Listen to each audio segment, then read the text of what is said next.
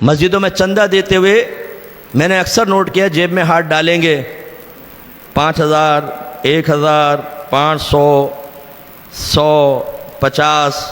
پھر 10 کا نکالتے ہیں جس پہ قائد اعظم یوں پڑے ہوتے ہیں بالکل یوں کر کے نا اسے نکالیں گے ٹیڑھا میڑھا نوٹ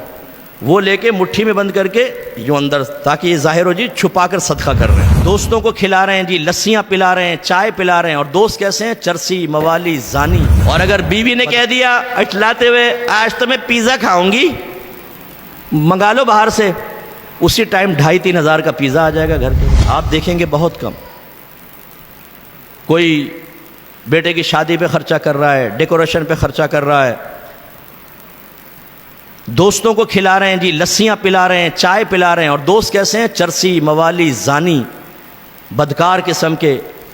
جو آپ کے کھلائے پلائے کی ساری توانائی اللہ کی نافرمانی میں خرچ کریں گے اسی لیے آپ کے نبی نے فرمایا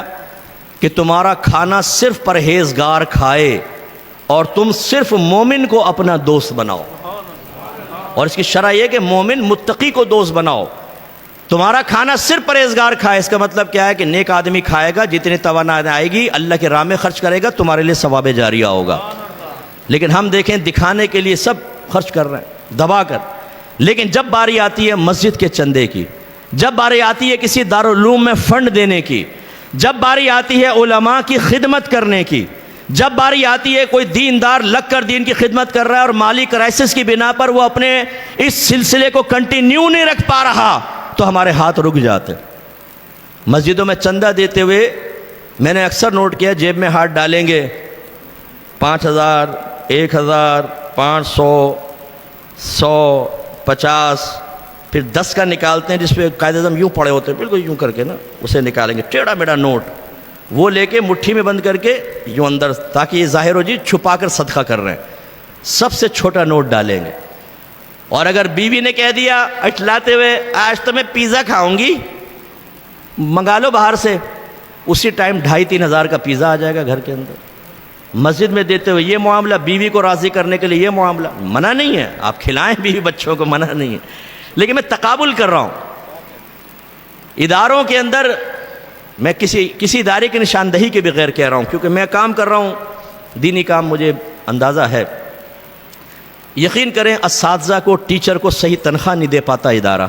کیوں فنڈ ہی نہیں ہے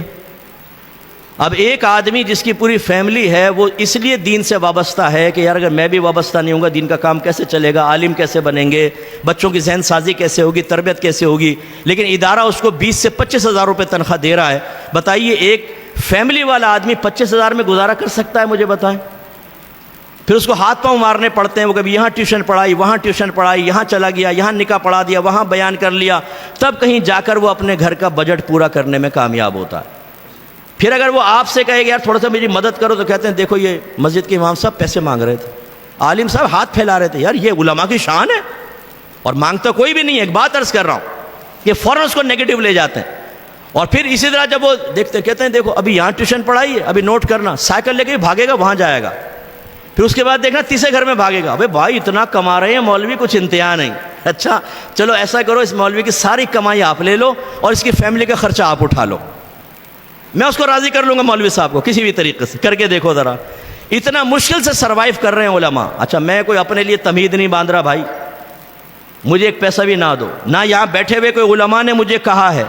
سب خوددار لوگ ہیں اللہ کا بڑا کرم ہے اللہ غیب سے بڑی مدد فرماتا ہے میں آپ میں شعور بیدار کرنا چاہتا ہوں ایسا کیوں نہیں ہوتا کہ ادارے کے دارالعلوم میں جا کر آپ محتمم سے ملیں اور اسے پوچھیں کہ آپ کا سالانہ خرچہ کتنا ہے آپ مجھے بتائیں میں خود بھی کروں گا اور انشاءاللہ میری جان پہچان 10 لوگوں سے ہے میں ان کا ذہن بناؤں گا اور آپ کو فنڈ لا کر دوں گا تاکہ میرے لیے میرے ماں باپ کے لیے ثواب جاریہ ہو جائے کیوں نہیں شعور بیدار ہوتا عالم نہیں بنیں گے مفتی نہیں بنیں گے آپ کو کون سکھائے گا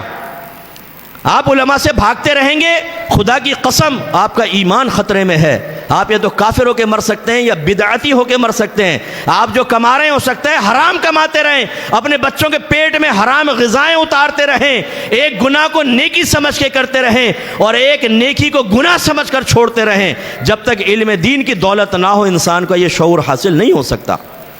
علماء کا وجود انتہائی ضروری ہے